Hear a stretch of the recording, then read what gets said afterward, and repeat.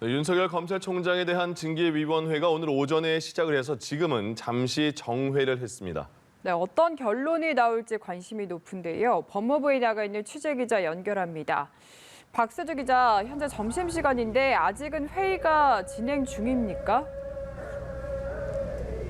네, 오전 10시 35분쯤 시작한 회의는 조금 전인 12시 30분쯤 정회했습니다. 회의는 오후 2시에 다시 진행될 예정인데요.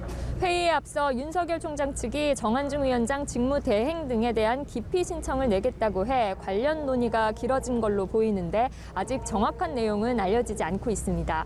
정 위원장은 추미애 장관이 총장에 대한 징계를 청구한 뒤 위촉한 인물이어서 공정한 심사를 기대하기 어렵다는 게 윤 총장 측의 주장이었는데요. 이에 대해 정 위원장은 취재진에 시종일관 공정함을 잃지 않겠다는 입장을 밝히고 회의에 들어갔습니다.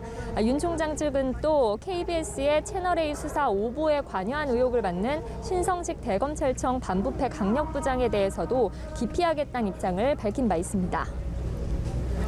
네, 또 오늘 회의에서는 증인 신문이 본격적으로 시작이 된 겁니까? 네, 지난 회의에서 윤 총장 측이 신청한 증인 7명과 위원회가 직권으로 결정한 1명 등 모두 8명이 증인으로 채택됐는데요. 현재까지 이성윤 지검장과 정진웅 광주지검 차장검사를 제외하고 모두 출석한 것으로 전해졌습니다. 특히 당초 출석하지 않을 것으로 예상됐던 한동수 대검 감찰부장의 모습을 드러내 눈길을 끌었습니다.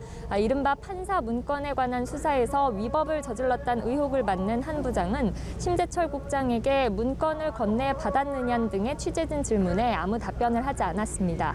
증인 출석 상황을 고려하면 오늘 신문에선 징계 사유 중 가장 논란이 된 이른바 판사 문건과 채널A 수사 등이 주요 쟁점으로 다뤄질 것으로 예상됩니다.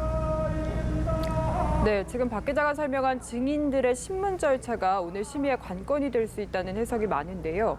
오늘 결론은 나올 수 있을까요? 네, 정한중 위원장은 어제 언론 인터뷰에서 어떤 증인이 나오지 않느냐와 증인 신문이 언제까지 계속되느냐에 따라 회의를 추가로 열 수도 있다고 했습니다. 이 때문에 오늘 징계위가 결론을 낼 수 있을지는 좀 더 지켜봐야 할 것 같습니다. 증인 신문 방식도 심의에 영향을 줄 걸로 보이는데요. 앞서 정 위원장은 증인에게 윤 총장 측이 직접 신문을 할 수 없다는 방침을 밝혔다가 윤 총장 측이 반발하자 직접 신문을 허용할 수도 있다고 한 발 물러섰습니다.